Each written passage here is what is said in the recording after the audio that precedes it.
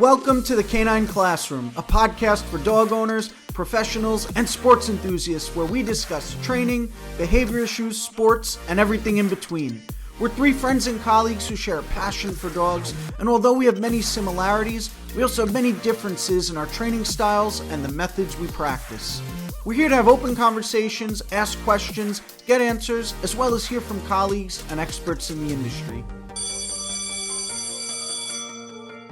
So take a seat and get your notepad out because class is in session.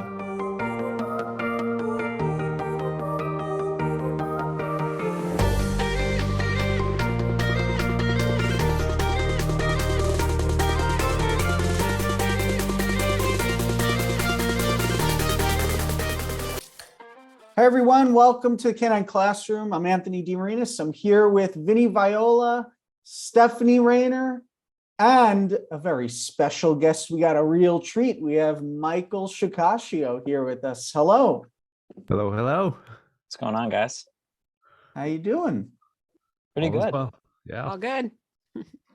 We got Mike here in the hot seat tonight. Dun dun dun. So what are we talking about? We're going to talk about some fun things. We're going to talk about LIMA a little bit. Least intrusive, minimally aversive, and what that framework or what that topic is. So before we go into that, let me introduce Mike. So Michael Shikashio is the founder of AversiveDog.com and focuses on teaching other professionals from around the world on how to successfully work aggression cases.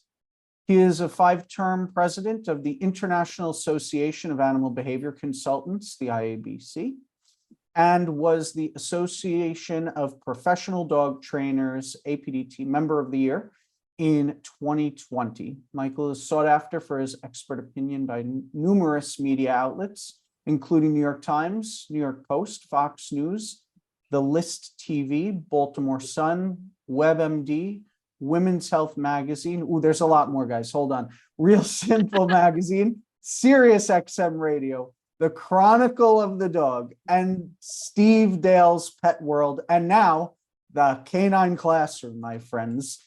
He also hosts the popular podcast show, The Bitey End of the Dog, where he chats with experts on dog aggression. He also has been featured as a keynote speaker at conferences, universities, and seminars in more than 200 cities and 14 different countries around the world, and offers a variety of educational opportunities on the topic of canine aggression, including the Aggression in Dogs Master Course and the annual Aggression in Dogs Conference.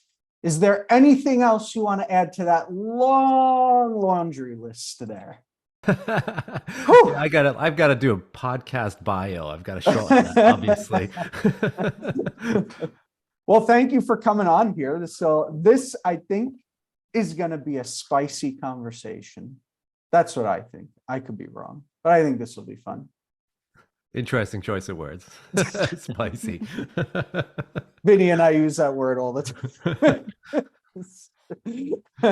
So why don't we talk a little bit about like what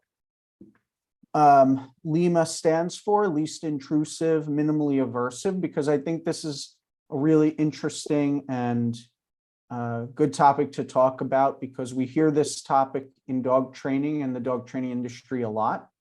And I think some of us belong to organizations that ascribe to this or follow this concept or framework, but maybe to a certain degree or an extent, or maybe we don't understand it to a degree, to all of its degrees.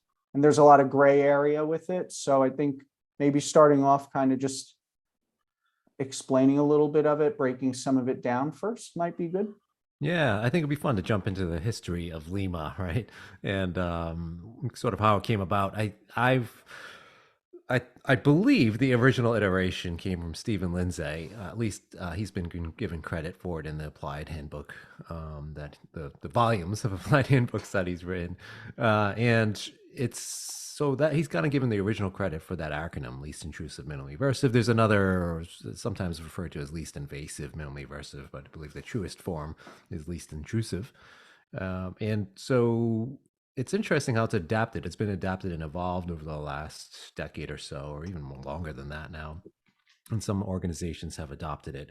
And I was actually part of, when I was president of the IAABC, we were working on the iteration that the IAABC wanted to adopt. And just as I was kind of wrapping up my retiring as my presidency there, I'd been there president for 5 years, and so I was kind of leaving right about the time that the organizations were getting together. So the CCPDT and the APDT also got together with the IAABC to issue a joint statement, sort of right on the cusp of that, but part of it at the same time. And it's interesting to see how it's evolved, because it's changed from Stephen Lindsay's initial iteration. And if you look at sort of the IACP website, you can see them mentioning some of the initial iteration, and you can find it in his applied handbook as well. And then if you go to the APDT or IWC websites, or the CPDT website, CCPDT website, you can see different iterations as well. So it's evolved and adapted and changed depending on the organization's needs. And it's interesting because it's born, I think, out of all of the trainer wars and the needs that and the need to look at what we're doing with dogs in terms of the methods and techniques. And it's also, I think, been influenced by human psychology. So you've seen some models of hierarchies in terms of behavior change strategies and protocols. There's a lot of human models that look at hierarchies. If you look at the humane hierarchy as well, somewhat sort of adapted from ABA and human psychology. So long-winded answer for where the history is, but I thought I would give a little bit of kind of where I'm coming from in that. Yeah, and I think it's important, actually, because you brought up a few good points. I think it's important, and the reason that I wanted to bring this topic up tonight is because there's maybe the original version of it from Dr. Stephen Lindsay, and then there's the updated or more modern version from what a lot of the organizations like the IABC and CPDT and APDT have kind of adopted or adjusted. And I think it's just interesting because you can have people in, we'll say, different categories or training with different methodologies who may say that they believe in using LIMA or they follow a LIMA approach. However, that could be two different things. That could be, one type of trainer might be following maybe Dr. Stephen Lindsay's model, and someone else may be following one of the other organizations' models that is maybe more updated today. Yeah, I think it's and it's the different models are again reflective of the organization's interpretation of it, and that also kind of shows you an interesting point, is that it really is adaptable to the needs of either the organization or the individual looking at it, because it's actually not easy to interpret, especially if you're first starting out in training, or maybe it is in some ways, but it's, I think, confusing a little bit at first, especially if you start to see it in different places. You're like, wait a second, if you go to this site it means one thing and that site means another thing. So but what I like, what's been born out of it, is getting the whole training community to kind of think about, hey, what can I do that's going to be least intrusive? What's going to be kinder, gentler, more positive reinforcement based, at least in most interpretations that I see. I think that's been a great aspect of this whole hierarchy or the LIMA discussion coming into the dog training community, regardless of which organization is adapting it, right? Yeah, and I think it's also good because that you bring that up, because I think the other thing is it becomes, or it allows you to be a more objective or critical thinker when you're looking at the case in front of you as an individual case. I think that sometimes certain communities maybe don't like LIMA because they feel it's getting into the more balanced community or something like that. That's what it's labeled as or identified as. I feel like in certain situations, because there is, as you said, there is a lot of gray area, because it provides you some wiggle room with being able to determine in certain situations how maybe you need to address a specific case. Yeah, there's a lot of politics behind it as well. Yes. I Yeah, think. And yeah, and there's a which is lot part of of the problem. yeah, Probably. well, yeah, it is. It certainly is a part of the problem, and the guilt by association aspect too. So now that anytime another camp adopts a acronym or a term or a word, then if you start to use that word and you get it, sort of becomes associated with that particular camp. Mhm. So I think what's also happening is that some folks that are looking at other organizations suddenly adopting this, they're like, wait a second, now this particular camp is using it as an excuse. Or so I've seen a lot of those arguments as well, which is a shame because again, it just creates more divisiveness when we're all trying to kind of come up with a concept to say, hey, what can we do that's going to be least invasive? What's going to be less aversive or minimally aversive, if we are to use that term? And that's there's on a side note too. That's another interesting thing. A lot of folks were trying to even get rid of that aspect of it. So minimally aversive assumes you're going to eventually use an aversive at some point, but albeit being minimal. So there was discussion around that, I remember as well. So yeah, lots of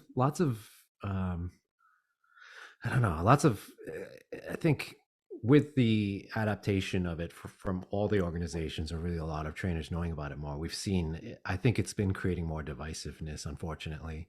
Which is sad, I think, and Vinny or Steph, you guys could Well, jump in. yeah, I was But gonna I was say, gonna say, I think it's actually interesting that it is accepted by both groups. And just in case someone's just checking in, obviously we're talking about like force free and then balance. I think it's interesting that both sides adopt it. And I think the reason for this conversation, I think we're trying to clarify some stuff about it, because I feel like depending on how you look at it, both sides can use it to their advantage. So a force-free person could say, oh, you just put a choke chain on your dog, but like, did you try this, this, and this? But then a balanced person could say, I tried this, this, and this. That's why I have to use this now. You know what I mean? And then I think, what I'm trying to get to the bottom of is how much time, like what is at stake, yeah, right? Is it that you tried something for 5 minutes, 5 months, 5 years? Like where do we draw the line where we say, okay, let's move up this ladder, right? And then to the balance community side, they might say something like, well, with certain tools, like say a crate, like do you wait for your dog to like pee on your bedroom floor in the middle of the night to then start using a crate? Or do you just say, you know what, I'm going to crate train my puppy as soon as it comes home? So that's kind of what I'm thinking. I think it is interesting, and maybe why it should be something that both sides focus on, because there are aspects of it that both sides seem to pull from. yeah, I agree Yeah. with that. Yeah, I think it's widely known to be like competence based, right? So depending on how long you've been training for and your experience with tools, that's going to dictate how much you're going to shift around that LIMA scale. Because let's say you only know 2 tools. Let's say I know how to use treats in an e-collar, and that's it. And I don't really know much. I just started out, right? I watched a couple webinars or something, gave out a few business cards. Now I'm out there with treats in an e-collar. And so your LIMA scale might be, okay, I'm either going to use treats at first and then maybe jump to an e-collar, and that's all I know at that point. And that happens, right? And everybody kind of goes through that journey in their learning process. But then there's nuances, right? So the example you were giving, Vinny, like using a crate, for instance, that requires some critical thought and some more understanding of dog behavior, body language, welfare, how to interpret that. And so I think as you go along, you learn more about the different, just how far that scale can go up and down, and just how much we can, once we learn more, you can sort of remain in a higher end of the scale. So in the more positive reinforcement based strategies as you learn and go along. But I think that's one of the problems too, is that somebody that may be just starting out with a LIMA philosophy, because that's really what it is. It's not I don't like it being used as like a cookie cutter framework. It's more of a philosophy, right? And thinking of what can I do to be kinder to these dogs, to be less intrusive, minimally aversive, as it says. So it makes you think about it, but it doesn't prescribe you've got to don't use that crate, or you can use that crate, because like black and white picture, right? It requires that critical thought Vinny was talking about. And it's yeah, so yeah, there's definite room for interpretation depending on where you're coming from. So Vinny brings up a good point, and I want to kind of add to it. So let's look into this a little more. So when can you move up the LIMA scale, I guess, or the hierarchy. Mhm. How much time is it that, because it is something that I think about, and honestly, I will say, to just play devil's advocate for a second, one thing that I hear a lot of the time from the balance community is, oh, that trainer over there, that positive reinforcement trainer over there, it took them 3 months, it took them 6 months to get to that point. When I was able to, I could probably do this doing whatever I do in maybe half the time. And so it is a good question like that I think about often. How long is it enough, or how long is it until we move up that ladder or that scale or whatever we want to say? Yeah, yeah. And so we'll just to clarify, up would be more positive reinforcement based, and down would be more Down, punishment sorry, based. yes. Yeah, just Yeah, so we're on the same page. Could be yeah, either way, right? yeah, But yeah. Well, so let's say moving down the scale would be moving towards more aversive methods. yeah. But yeah, it's that critical thought piece. If it's let's say it is a time factor, and let's say all things being equal in two cases, right? And you have time being a factor in one case where the dog, let's say, is in a shelter environment, deteriorating behaviorally, and it's a over populated shelter environment, so euthanasia is happening on a daily basis, versus a pet dog in the home with an owner that works from home, is semi-retired, and has all the time in the world. So, and you take the two exact same dogs and you place them in either environment. That's the thing you have to consider when looking at moving up or down that scale, right? That's a component to consider. Do I have the luxury of time with one dog versus the other? It completely changes the overall picture. So you might say, okay, well, this dog needs meds, or maybe the dog in the home doesn't, and meds certainly are invasive, right? Or if you look at different tools, what are we going to use to maybe suppress behavior to keep everybody safe in the shelter? Is it the dog, for instance, in the client's home where we can manage it real? Let's say the dog has a real arousal issues, grabs and bites everything that's moving around, and people have reinforced it inadvertently. We're just trying to push the dog back when it's mouthing and grabbing an arm, but it's gotten dangerous. So now it's happening either in the shelter or at the home. At the home, we have the luxury of time and the environment, right? So we can have that owner say, okay, protected contact, gates, X pens, and all that. But in the shelter environment, somebody might be going, say, hey, I actually need to get this dog out of the kennel to get out to the play group or to the walk or to clean the kennel or whatever, and that dog's jumping up and grabbing arms, biting. And the only way to deal that might be, let's say, using a slip lead with a leash just to keep yourself safe. Not necessarily in the context of training, but it's going down the scale when you're using a particular technique. So there's that critical thought aspect. Like, okay, sure, we can use a more positive reinforcement based method with that dog in the shelter, but is it actually tangible? Can it be done with the staff, with the resources, with the time restraints? So it's critical thought, right? And I see it all the time too, especially when I do workshops and seminars where it's a mixed crowd of shelter staff and trainers. And it might be a mixed crowd of balance trainers, forestry trainers, shelter staff, also following different protocols and strategies and philosophies.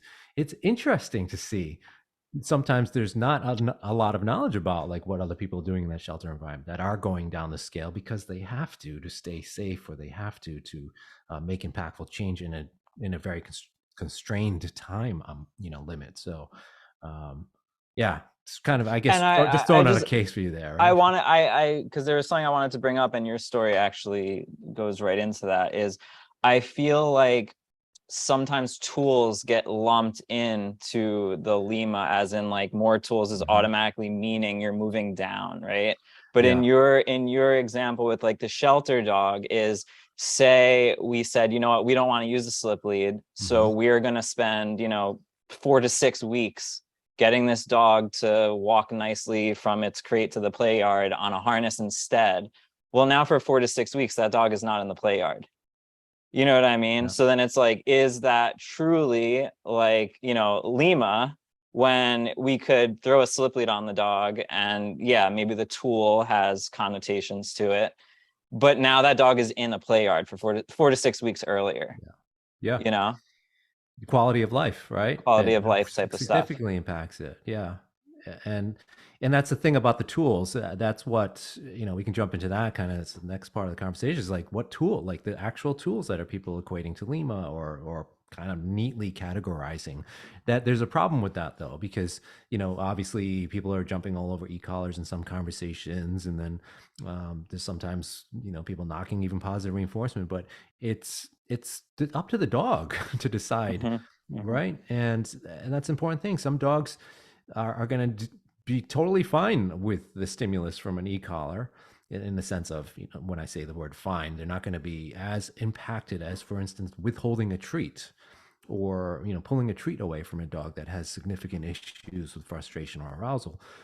That could be more aversive than the e-collar, right? And so it doesn't, it's a common e-collar argument, but it's also something to consider, right? And that requires the experience and the competency for it and the knowledge about it. But that's why I have the issue where tools are getting lumped in, as you mentioned, Vinny, to particular categories. And yes, e-collars do work on a positive punishment, negative reinforcement paradigm, and treats obviously most of the time work on a positive reinforcement, negative punishment paradigm. But we don't consider the impacts of it. How much punishers, whether negative punishment or positive punishment, are going to affect that dog. And some dogs are going to be much more punished or find it much more aversive, the experience of withholding a reinforcer. So fortunately, it doesn't happen often, so most of the time you're gonna be okay, right? Using treats and food, but it's a consideration that doesn't get talked about enough, I think. Can we jump into maybe when tools maybe do need to be considered? Yeah, again, I think it's a case by case, right? That's the most important thing. It should never be a cookie cutter to like, this is the problem I'm seeing with the dog. It should always be like, what is the case in front of me? What is the dog in front of me? And what's going to work best for the dog in front of me? Starting with obviously the positive reinforcement based strategies and environmental and antecedent arrangements, making sure all the needs are met, all the typical stuff we would start with. And I would hope that goes with anybody that's working with dogs should always kind of view things as, let's address this dog's needs first, physical and mental enrichment needs, health, all of that stuff. But once that's out of the way, we're talking about training now. So let's get into the training. What are we going to do to get behaviors or change behaviors? So I think that is where the next component comes in. Okay, so we're using positive reinforcement for particular behaviors. We want to change behavior in a certain way or get new behavior in a certain way. What is going to be most impactful, most effective for that dog in that moment? But are we doing things with the expediency that we need based on the urgencies in the case? And how much is going to impact everybody, all the parties involved? So yeah, it's to go to certain other tools or using aversives may be a consideration when you are exhausting all the other options, and of course you feel like you either consult with a colleague or you feel like your knowledge is where at least competent in that particular case. When in doubt, always talk to a colleague or seek out a mentor or somebody to help you. But I think it's, again, so crucial that we're not just looking at the tool again or whatever the aversive is. So what do you guys think? I also I want to take into account my clients too, and I don't ever want to assume. And I'm also not saying that there aren't some clients that are capable, because more and more I'm shocked at how much just clients, pet owners on or on Instagram, they could be watching videos and they know a lot, right? Like they're much more educated. But something that has made me sometimes expedite my personal process is, if I'm reading a client, I could see they're frustrated, right? And I might want to be doing stuff slower if this was my dog. But I know if I push them too far or make them go too slow, they might make a huge jump, right? Like they might go from 0 to 100. And although I might not think it's quite time to go 50 miles per hour, I kind of want to meet them. You know what I mean? Like somewhere in the middle, because I know that if I don't, they're going to disappear and maybe, watch a video online and do something that is just terrible and destroy this dog, right? Yeah. So, and I know that's something that's even harder to like, how do you put a number on that? How do you make a chart that says, okay, it's kind of more of like a gut feeling. And it's over time of like, damn, like if I would have maybe just loosened up a little bit, I wouldn't have lost this person. Yeah. Yeah, it just, well, I have a case that I could just talk about that reminds me of this. So I had a case where the dog was extremely reactive, and aggressive to a degree. And we worked together for a few months with very little results. And then we stopped working together for a bit. The summer was over, they went back to work. Fast forward, they have a baby, they call me up and they're having problems, and I meet with them and the dog is still where it is. And they were very against medication. I was half and half between medication because part of me says the dog is only having really an issue on the walks. And they also are avid hikers, avid walkers. Mm-hmm. I cannot, I could tell them don't do those things with your dog, but that's going to be a way that I'm going to lose that client because that's not on the table for them. So they weren't into medicine. I was on the fence with meds because I thought it could potentially help this dog for sure. But at the same time, sometimes I wonder, is it doing the dog justice if we're medicating them when the dog is reactive and aggressive on the leash only, but everywhere else in the dog's life, the dog is actually very social. So we ended up deciding, after working together for a bit, we decided it was time to put a head halter on the dog with a prong collar. And we were able to work with her. I mean, the dog had to be 500 feet away from another dog to not react.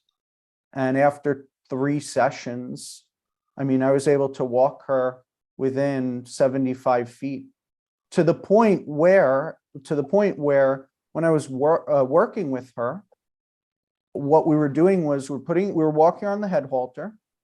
We had a tab leash on her prong. And so if she saw the trigger, we would use the tab and we would just lightly, like gently just pull on it. We weren't like swinging her across the street or anything. And then once she checked in with me, we were reinforcing her. And by the 3rd lesson, when she saw a dog from 75 feet away, she was doing engage, disengage on her own without using the prong collar. Where now we could walk her 50 feet away from a trigger with just the head halter on without doing anything. And she'll look and disengage and look back at us and play with us. Like she can actually play with us now, whether it's with toys or food. And one of the things I want to say, as I'm saying this, one of the things I heard in actually your interview with Ivan is, and that was a 3-hour podcast, so this is going to be 3.5 hours. But but in his podcast, when you guys were talking, he actually made a good point. And he said, sometimes there is that exception or that dog that might need something to then start being able to apply positive reinforcement to. And that was that case for me. And there was no denying the fact that, hey, we worked together for months and didn't make a dent in this. We didn't make any progress in this. And then after the 3rd lesson, taking the approach that I took, the dog was able to be within 75 feet away. I mean, that was a huge, drastic difference where they're able to now go walk around the neighborhood and enjoy the dog. And the dog, like I just got an email recently from them saying, it's amazing to see she actually is sniffing now. She's actually exploring the environment. She's no longer hypervigilantly, spazzing out or searching and not like enjoying it. She actually is able to breathe. And if we sit on the park bench, she sits with us happily. She's not like the shut down or suppressed dog. So I don't know. I just think, I think that sometimes there are certain situations where something might be necessary, especially to Vinny's point, that with the time and the client itself, and also the expense too. In a way, I feel bad because I worked with this client for a very long time and they were paying me for that entire time. And then in just 3 sessions, I was able to address the problem in a fraction of the time. Yeah, I mean, you're following a LIMA protocol there, really, depending on which iteration you're looking at. But yeah, it definitely falls on a The LIMA good one, paradigm. of course. What do you mean, what kind? That's a good one. But again, let's apply some critical thought to that too, as well, because you mentioned the P word, prong collar, right? It would be a big, it's a very difficult word even for some people to say. But think about other things that we don't think about that are just the same that force-free trainers, positive trainers, balance trainers are doing day in and day out without really even thinking about it from a LIMA strategy. So getting a dog out to a play group is a perfect example, right?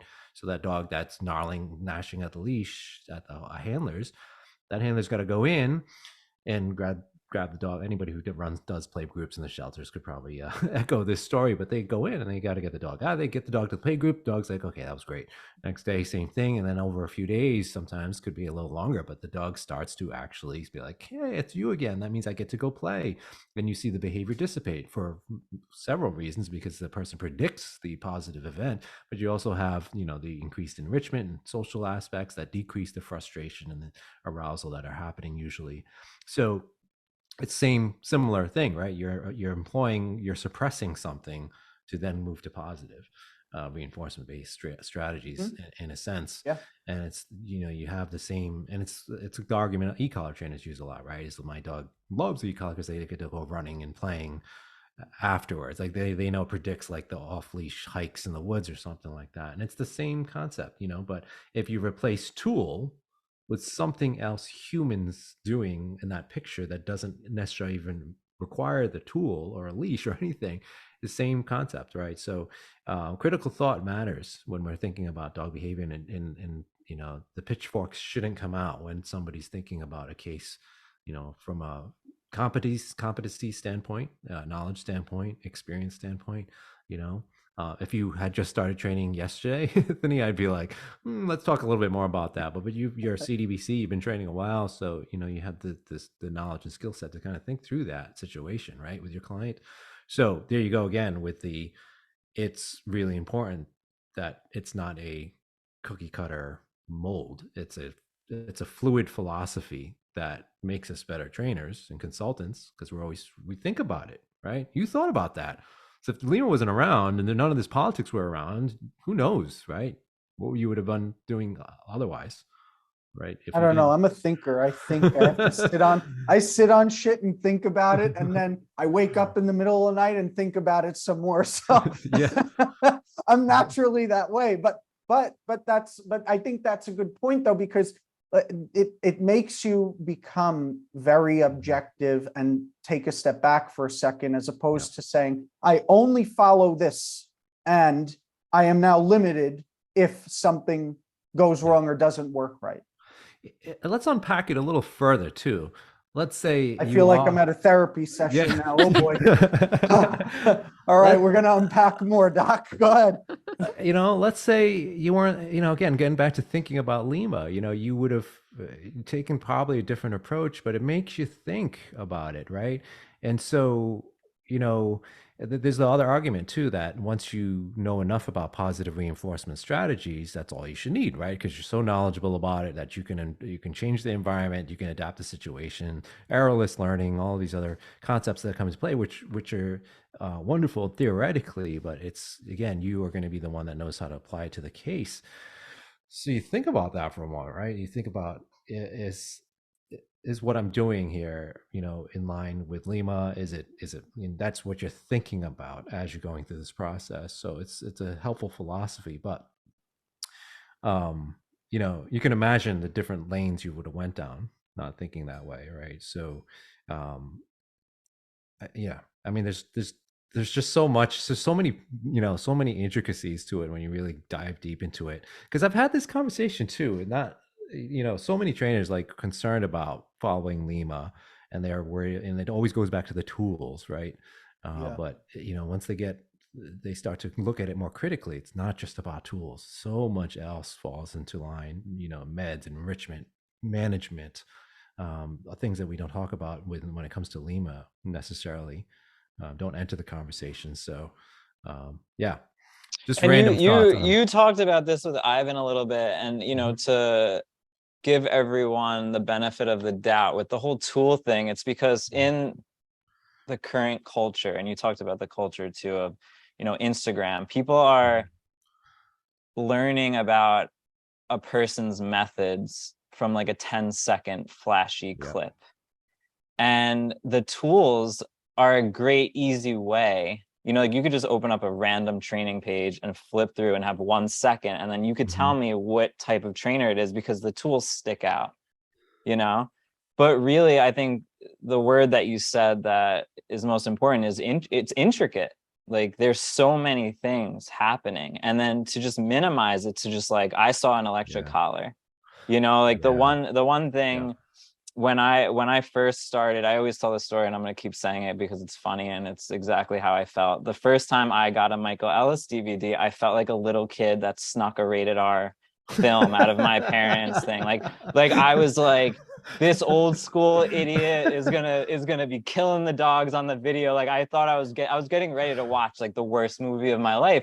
And then he started talking about competing motivators and superstitious associations. And for anyone that doesn't believe me, if you got Michael Ellis's electronic collar DVD, most of his negative reviews are that the guy doesn't want you to use it most of the time, So, I think it is important for us to look past the tools, look at the whole situation. And sometimes it's hard to do that when you're watching a quick video. And then something else you touched upon that ties into this with me is how, and Ivan brought it up, but how it seems like I could be more force free. I could be more force free. I could be more force free. And then it's like, I'm going to like shape an errorless learning full, like, like I care. And it just gets so ridiculous to the point. It's like, I'm never going to touch my dog ever. And like you said, it's great in theory, but, I used to teach group classes. And if anyone's ever done that, to think about like, oh, we're even shaping in a group class, with like 9 puppies in a kindergarten class. Like, it's just not going to happen. You take the treats, you put it on the dog's nose, and you start luring them right away. Yeah. So I don't know, like Anthony knows I go off on these tangents, but if we look past the tools and then get into this, think of it from an intricate perspective, but then how do we make sure then that we aren't going on the other end of the extreme where we use Lima as a way to say, oh, look, like I put a cookie in the dog's face. I tried this, I tried that. It's almost like we need to be able to measure the dog's dopamine level, or we need to not necessarily dopamine, but how can you put a number on a dog's emotions? And it really is body language and feeling. Like I see dogs that are wearing prong collars that look happier than dogs that are wearing a harness.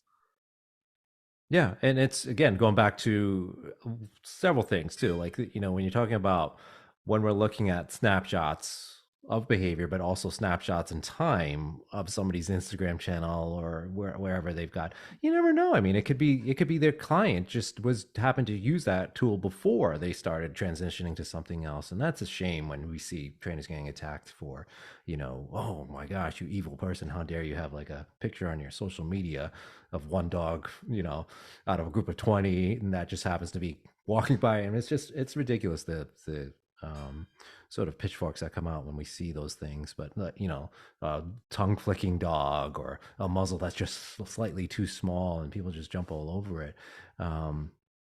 But it's to get to the kind of the second point.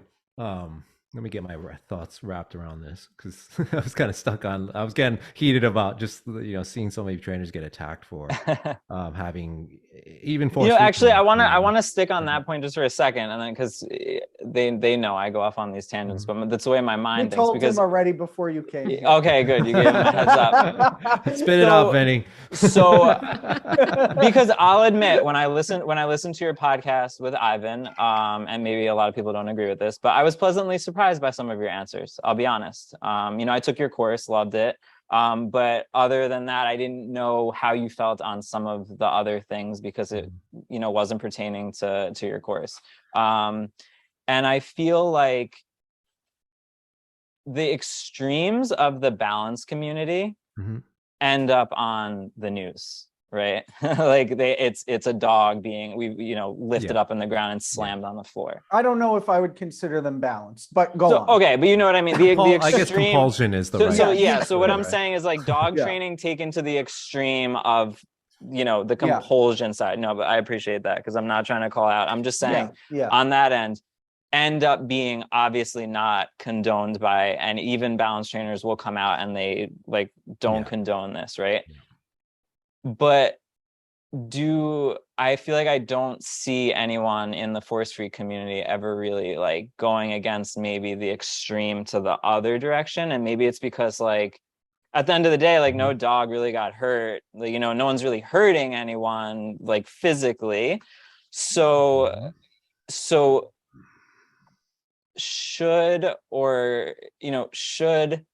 is it selfish of me to want maybe some of the leaders of the force-free community to maybe sometimes push back against some of those extremists in their own community so that, because there are a lot of people that are the silent majority that are like, oh my goodness, like I'm scared to show my dog in a flat collar because someone might, or like I took a really cute picture of my dog, but it tongue flicked for a second and someone's going to think that it's like, and I'm just curious as to what your thoughts are on that.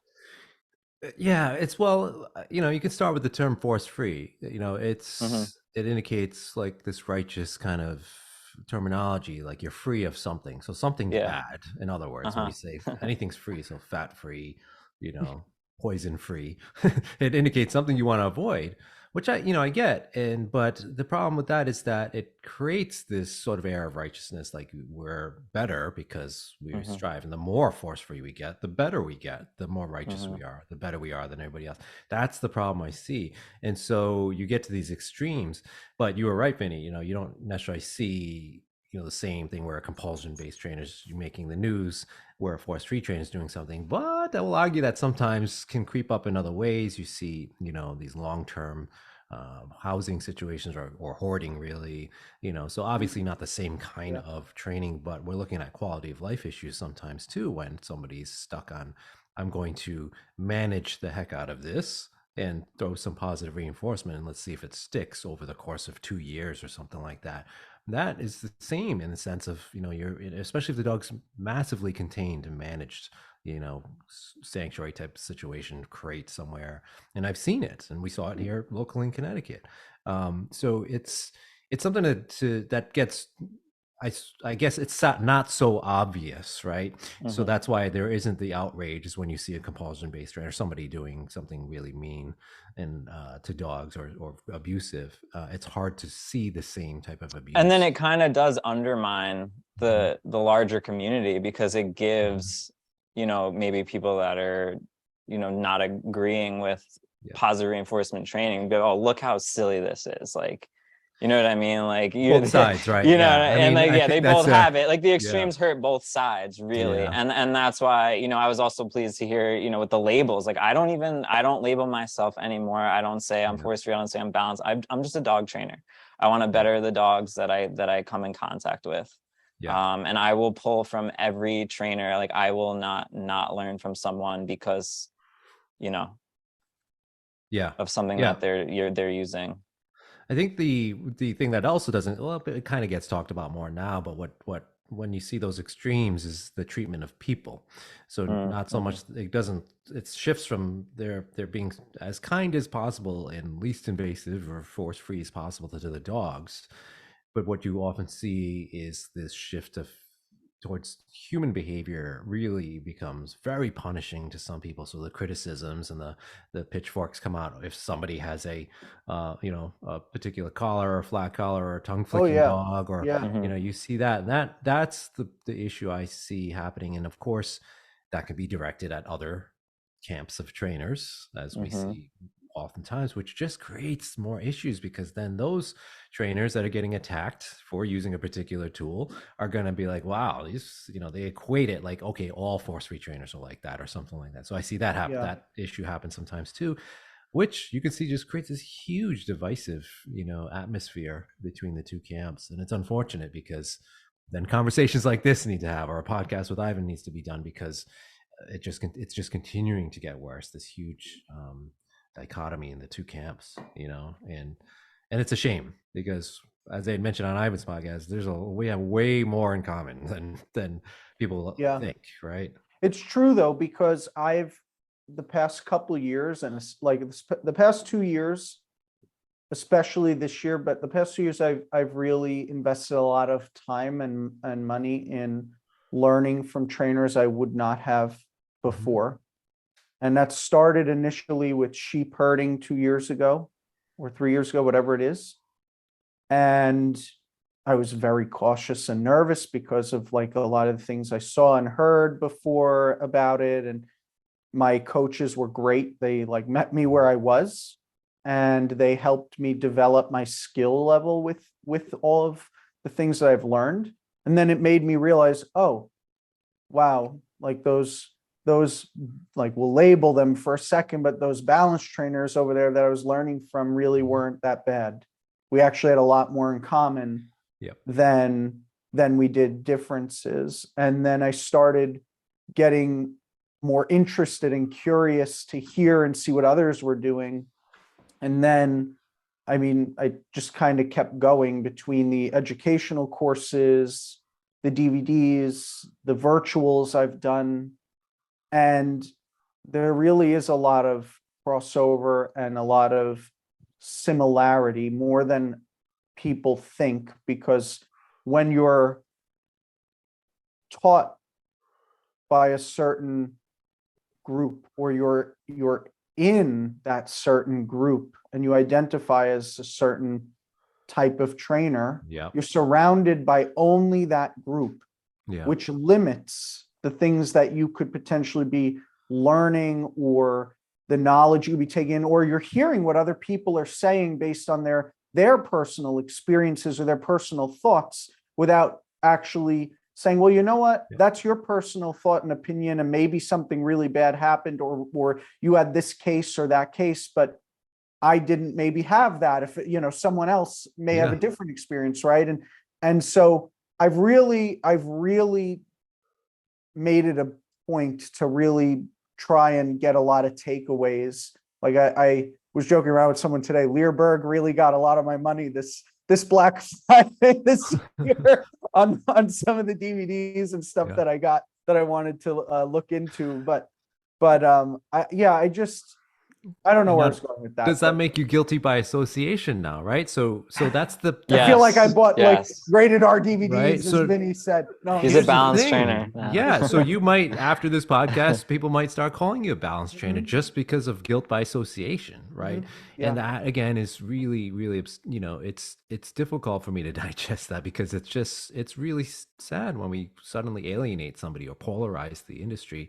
Just because, so let's say, there's no standard definitions really for force-free or balance. You see all kinds of different definitions for it. Yeah. So, if we were to say, oh, Anthony maybe used a prong collar once, and so now he's balanced once out of 10,000 cases or something like that. Or what about somebody that uses them half the time? Or if somebody that uses them 90% of the time? And would they all be balanced? Would one be more compulsion? Is Anthony still would be considered force-free? Like, all these questions come up, and it's wild when you think about it. That's just because of the tool we're seeing or talking about. It's funny because I had a video on Instagram that I posted. I was showing Vinny and Stephanie, and it was using a little leash pressure just for getting the dog to come when it was called. And there was like I didn't even do anything. There was just a little tension on the leash. And I was like, I had a few people say something to me just because the leash was tight. Yeah. And because the label on the top said leash pressure, now all of a sudden, oh my goodness. And like, is he changing? Oh, is he, it's just silly things like using an example too, like what would you label a trainer that uses treats? When I just say that, you're like, oh, positive reinforcement based. Okay, let's say this trainer hasn't really learned working in proximity with like a dog that has human aggression issues. They're good at positive reinforcement training. They know how to clicker train. They have good timing, but they make the error of hand feeding. So they get a dog past their critical distance and they're flooding the dog at that point. They now balanced Yeah. because they're using an aversive in that moment, and without realizing it. But does it need to be purposeful to be considered balanced? So these are the arguments that I have that just creates more divisiveness, because it's easy to say, oh, that person does this or this wrong, or there's this label or that label. So yeah, it's think about what we would label as force-free and balanced, and let's get rid of those terms, right? Yeah, because I think that's what alienates trainers. Because like you're saying, it was Yeah. kind of funny, and I know it's not actually the same. But like if I just use prong collars all the time, every day with every dog, and then all of a sudden one day I brought a cookie and I gave a dog one treat, you wouldn't be like, oh, he's a force-free, he's a positive R trainer now. You know what I mean? So Or it's would like, you be compulsion or balanced, right? So compulsion yeah, would go it's opposite end of the spectrum. Like, what category would you fall in? it's So, like once you use a tool, you're like tarnished, and you're just like Mhm. like now you're no Yeah. longer allowed. Yeah. For sure. So I just wanted go to hear ahead. from Stephanie, because I know she said before we talked that, as someone that works with sport dogs, she's never even really heard of this. So I kind of want to just check on in and hear, what does Oh, this we're the sound like best. to you? Are you Yeah. listening to this and going like, oh, like there is kind of an equivalent of this in the sport 100%. world, and like maybe you were doing it and just didn't have a name for it? And then how are you kind of moving down or up that Yeah. ladder? Yeah, no, 100%. I mean, there's definitely forms of this in the sport world. I think it's funny, like when Anthony and I first met, I don't even think he really knew like where I fell on the spectrum. Because for me, it's at the end of the day, it's about the dog and just helping the team that I have in front of me. So balanced, force-free, like whatever you want to call it. I don't know. I feel like I was going to ask, like, do you feel like these terms are like doing more harm than good? I guess that's for all of you. Because to me, like, it sounds like it's causing like an uprising in the dog community. And at the end of the day, it should just be about the dogs, right? Yeah, I think, well, first of all, so when I found you, it was because I did a lot of digging, and a few people that I knew you, and like I just kept hearing good things. So I was like, okay, that's fine. So she's the person I want to go to. But I think it's a problem, because I mean, a lot of this for me has come up because of politics. Mhm. Because politics is so horrible today. Sure. And there's this side or that side. And what really brings up this topic for me, and what really really lights a flame under my ass, if I'm going to be very honest, is you cannot tell me that all the time a liberal or a Democrat is right, or a conservative or Republican is right all the effing time. Like, if they were right all the time, I don't know that we would need to pick sides. I think everyone would just be, oh yeah, they're right all the time. Let's all be that. Yeah. So it makes me just think of that when I think of training. Is it that one side is right all the time? And so like, that's what really like makes me think about all of this stuff, and really gets me thinking about that whole concept of being more objective, being more of a critical thinker, and seeing more of what's in front of me, as opposed to my side, or I'm right, my side's right, that side's wrong. And I think so. I think it is causing a big issue in the industry, and I feel like it's really changed from when I started 8 years ago. Yeah. And Anthony just brought U.S. politics into the conversation. Don't do it. We'll edit that out.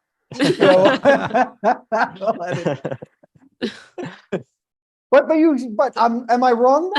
Am I wrong? Yeah. Tell me I'm right at least. No Come on, comment, no tell me I'm comment. No wrong. comment. No comment. Sticking to dogs, sticking to dogs.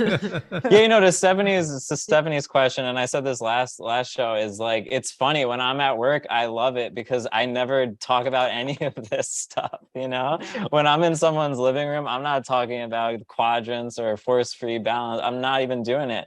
It's online, but I think it is important, and I understand why it's important to both sides, honestly. Like if you want to be truthful about it, to the one side or to certain people, like some dogs are being abused, right? Like I hear people referring to balance training as like literally training with violence. They say that. Yeah. And although I might not fully agree with that all the time, like the way that I think about it is like that's what that person believes. Like I can't change how people believe. Like that's literally what that person believes. And then to the balance side, I can see why they feel like they are being kind of disqualified from being able to train, right? Because they feel like people are trying to say that my tools that I use are violent and abusive. And if I'm violent and abusive, then I can't be training. Like they're going after my livelihood. And then you see where like that hate and vitriol almost stems from. The one side thinks the other side's killing the dogs, and the other side thinks that like, oh, you're trying to get rid of me and tell me I can't do what my job is. I'm putting food on my table. Yeah. And to kind of jump off that point is that, I've been having conversations with a few people on like different social media accounts of Ivan's that were questioning some of the things that we talked about. And, you mentioned something about livelihoods being threatened, but that's, again, I can totally understand that perception because, the way that people talk about those collars, using all kinds of loaded language. And it may be true in some scenarios. Sure, there's abuse happening with those tools, but it's also, it's missing, again, the conversation around it. We need to have conversations. If they want to hear what the force-free trainers or folks that are maybe against those collars or what their issue is, there has to be an open dialogue for that. That's what's missing. It's just attacks right now, and I get it. 100%. You're gonna there's gonna be a defensive wall because there's been attacks happening for years, and I somebody asked me if they were asking about a e-collar ban that I signed that was in San Francisco. So they're like, didn't you sign that? And you're talking to Ivan about it. I'm like, yeah. Well, we never really talked about e-collars actually in depth in that episode anyways. But yeah, I support the ban, but they didn't hear, they've got to hear why. It's not that I'm saying, oh, e-collars are evil or these people are evil or the balance trainers using them are awful people. I'm saying that in my experience, seeing these tools used by the general public and people don't know what the heck they're doing with them, that's where the issue I have is. So yeah, I don't want to see these things ending up in the average consumer on shopping on Amazon's hands, and that's completely different than a lot of balance trainers are using these things in most cases, not in the way that a lot of trainers are saying, oh, these evil tools are always going to be abusive, always cause damage, always cause burn marks and all of these inflammatory responses, which are only partially true sometimes. It's not a blanket. These things are always abusive. These things are always evil. Now, again, to reiterate, I don't think that I would use them in the sense of, I'd rather see them not used, because if I need to use an Aversive, I could probably come up with something else, because the problem I have is that they're falling in the hands of unskilled individuals. So any tool that has the potential for that, I don't like the word fallout. I want to say misuse. That's probably the better word. That's where I have the problem with it. So, and that's with any aversive tool. So, and then the argument comes like, well, you can use anything really aversively in the wrong way. You can put a flat collar, a head halter, or a harness on a dog and still use it very abusively, which is true. However, in my experiences, I'm seeing the e-collar probably the most damaging in terms of behavior for dogs, especially when all the aggression cases I've seen, right? So yeah, that's we need to have conversations like that, and I'm happy to have that dialogue with anybody that wants to talk about e-collars and how they're using them. I have no problem having that dialogue. Yeah, so I have a two-part question with that. Is one, do you think that obviously the people that are coming to you have aggressive issues, so could there be a little bit of a skew to the population that you're getting that from in terms of like how much fallout there is. And then my second question to that would you be more open, because this is an argument I've heard from balance trainers, is e-collars being treated almost more like a car, where like you have to get a license or a permit, or maybe only a balance trainer could issue you one, and you have to do certain things to prove that you're capable of utilizing it correctly. It's a really good question, and not to get into politics, but it's, something to consider. I didn't bring it up, by the way. But if you're to look at like that's it's a good argument, right? So let's make sure that anybody that does have their hands, because there are some countries that actually do this, Norway being one of them. If you're going to use an e-collar, you actually have to be licensed, and I forget what the actual laws are, but you can't buy it as a general consumer. You have to be a trainer working, I think, in a specific subset around like dogs that are something around livestock or injuring livestock. I forget what the exact rules are, but it's like that's the law that's there. And in some countries, it's completely banned. So if you go to Germany, there are no e-collars so you have to think about the product already being in the marketplace. So e-collars are everywhere here in the US. I wouldn't say everywhere, but they're readily available. So like guns or any other thing that if you ban them, people are going to get their just get them anyway. Yeah. So we had to think about, what are we going to do there? So let's make sure we do have people that know how to use them very skillfully. And again, there's people that'll say you can never use them skillfully, but I disagree. I think any tool can be used skillfully because it's the laws of behavior. Now, would I use that as a first step? Of course not. But, you have to think about how available those tools are, who's going to be using them before, you look at, are we going to license certain trainers for them? So there's a lot of thought. I think I would need to go either way. I would need to see, like, what does the legislation look like for that? Who can use them? Who are the trainers? What's the availability of the tools? How do you get them? Is it the trainer only selling them? So there's a lot of deep dive conversation, I think, that would need to go around that. And I think you made a good point too. I don't mean to interrupt you, but like even who the trainer is, I think that's important, because I think I've said this story before, but the balance trainer that I was learning herding from, I asked her, could I come with you to one of your cases that you're going to do e-collar work with? And so she brought me along. First time she met the client put in the intake form. They wanted to use an e-collar for, I don't remember what, to be honest. We get there and it was like it was a diamond in the rough, like one of those dogs like everyone would dream to get from a pet, like from a shelter, like just an amazing dog.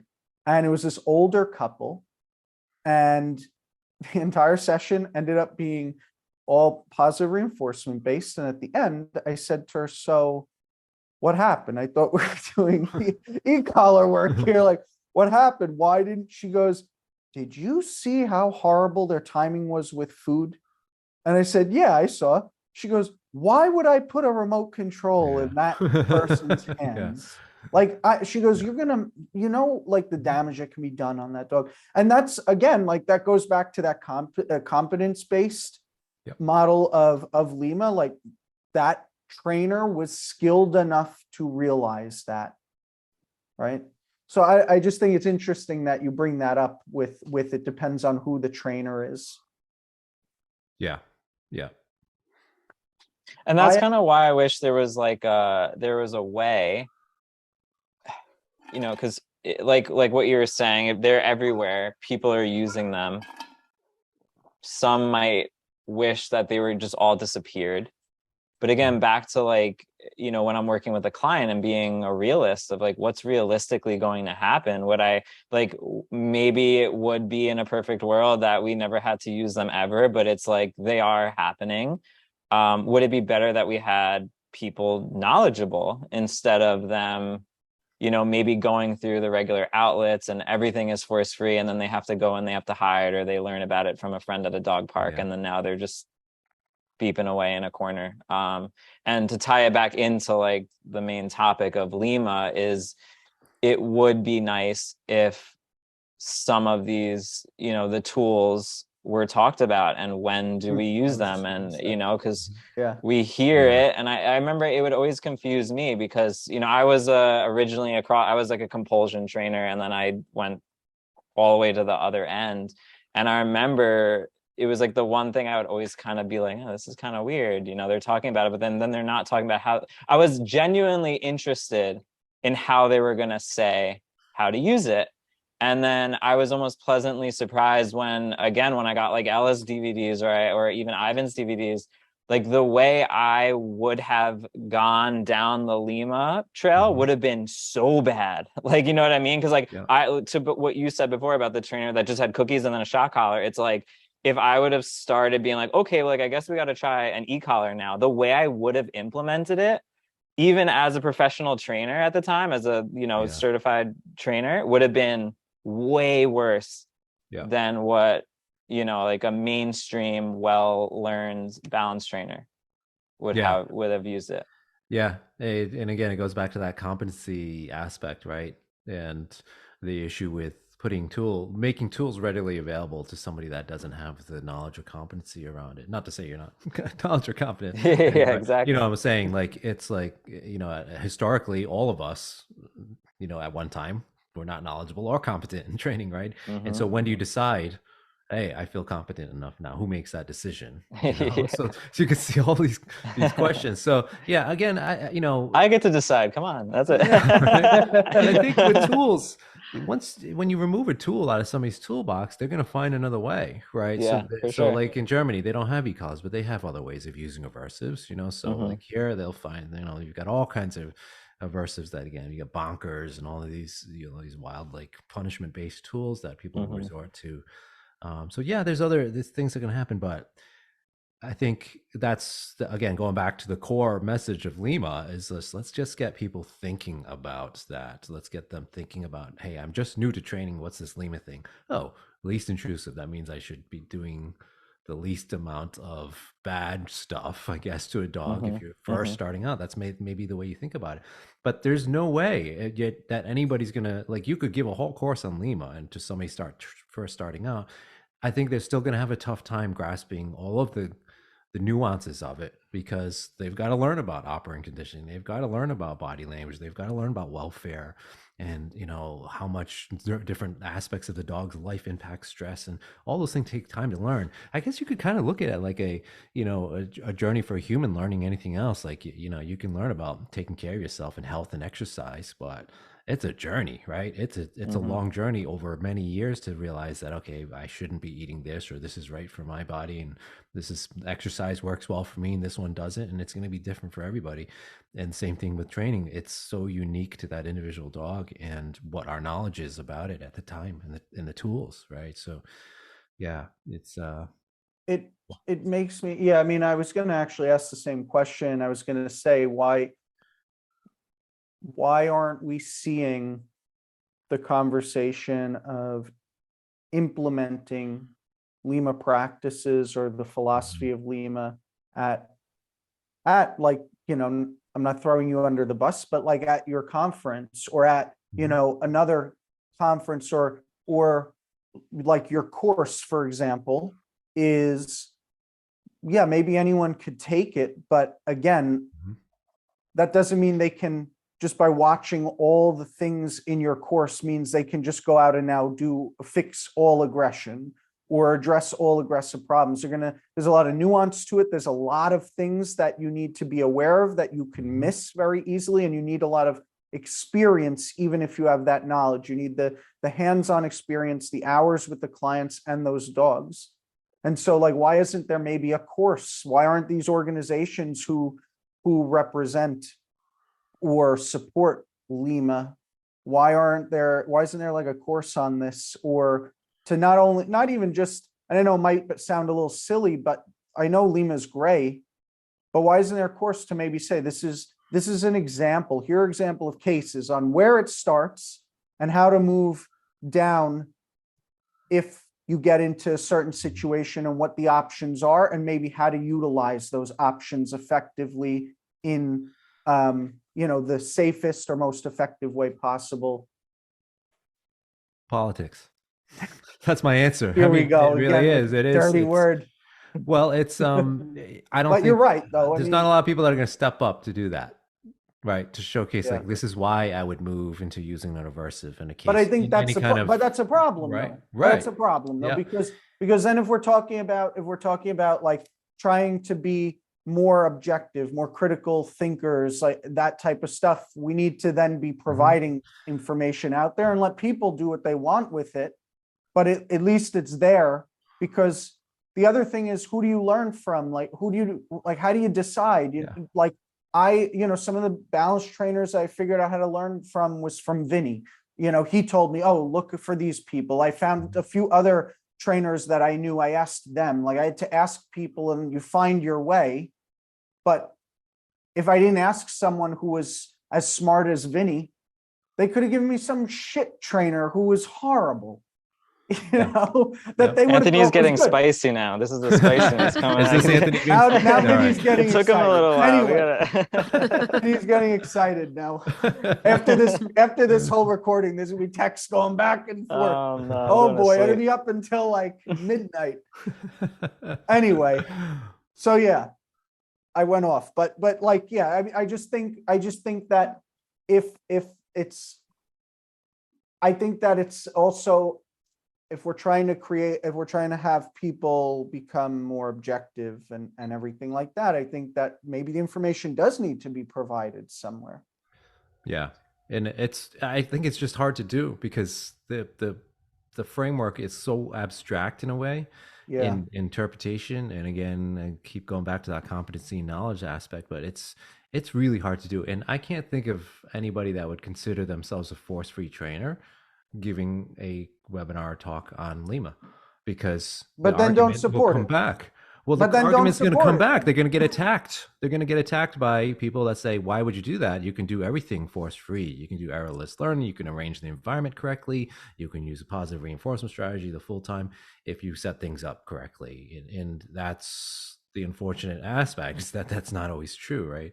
It's not it's not like a universal law that we can always apply to say, oh yeah, sure, we can totally make it all positive reinforcement, which is impossible. So that's the problem, because yeah, you can say, all right, I'm a force-free trainer. I'm going to work with this case. I'm going to display how LIMA is used, and I had to move into other procedures, maybe a negative reinforcement procedure. But who's going to put themselves out there to do that? Right, not a lot of people will, and that's why it's not. I don't think it's in the masses of the mainstream education culture we're seeing now. Seminars, workshops, conferences. Who will talk about those? Somebody that might consider themselves balanced, probably, because they're not going to get attacked from their colleagues usually. Like, this is how I started with positive reinforcement and moved to a particular negative reinforcement or positive punishment scenario. Well, it'd be interesting then normal to in see, their like, nomenclature, right? And I'm using air quotes there.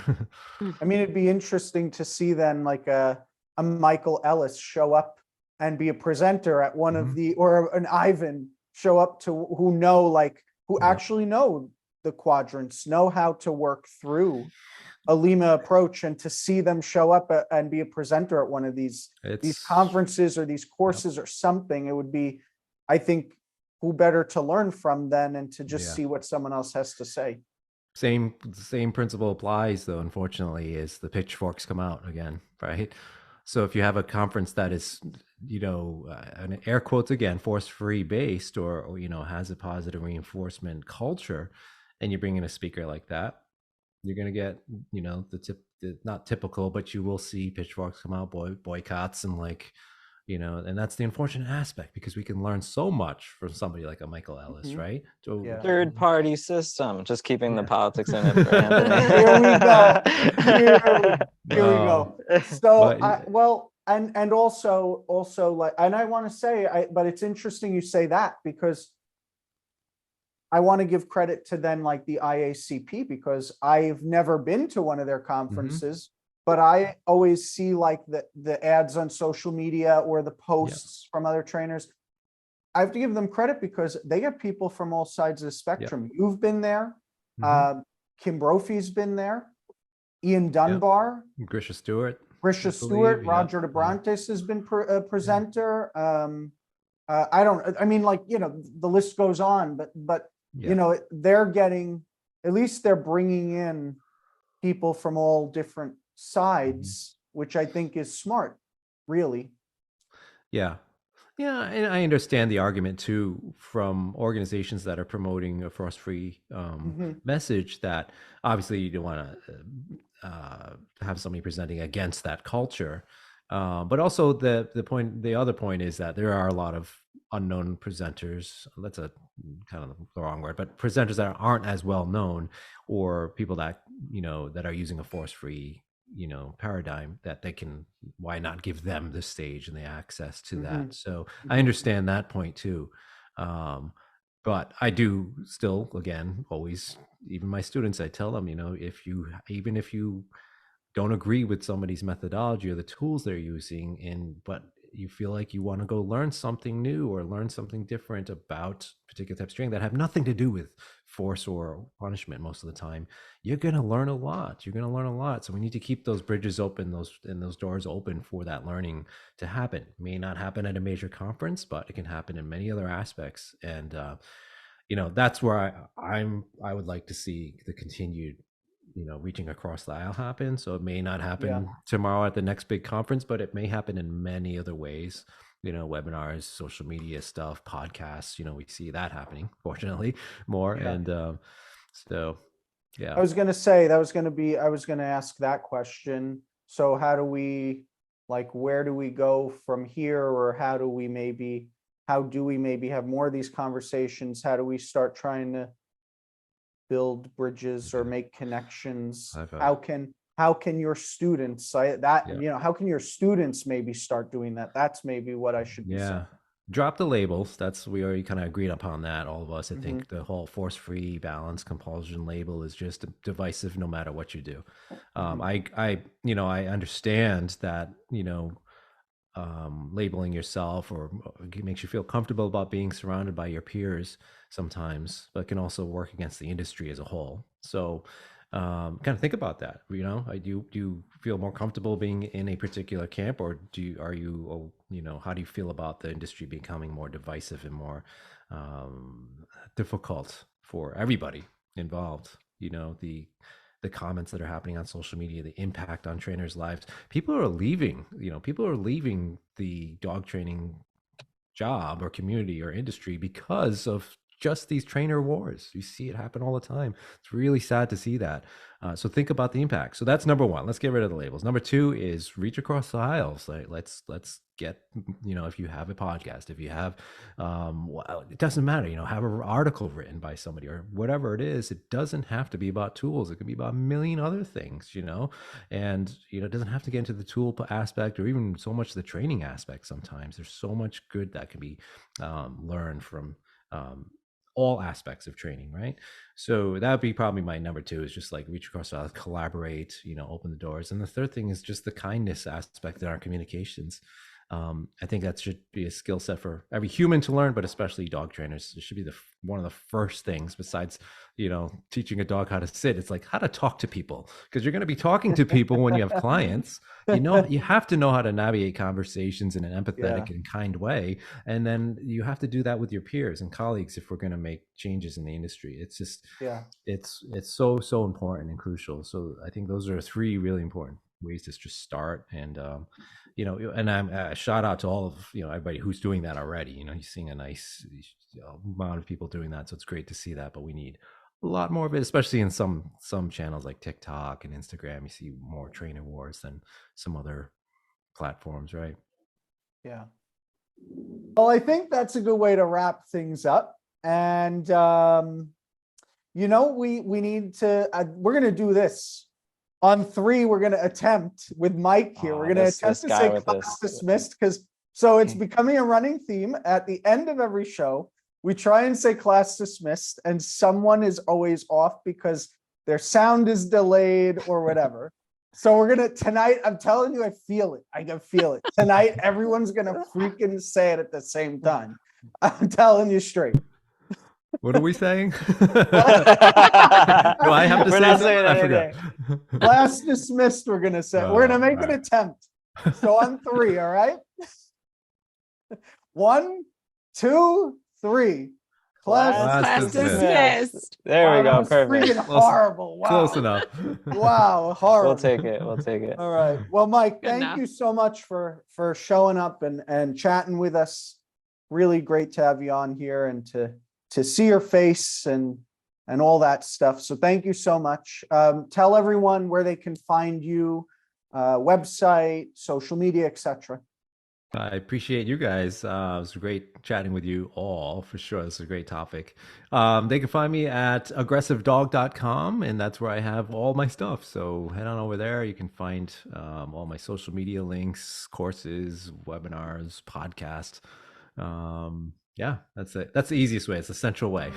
We hope you enjoyed this episode of the Canine Classroom. If you liked the show, make sure to smack that like button, share the show with your friends, and give us a rating. Until next time, class dismissed.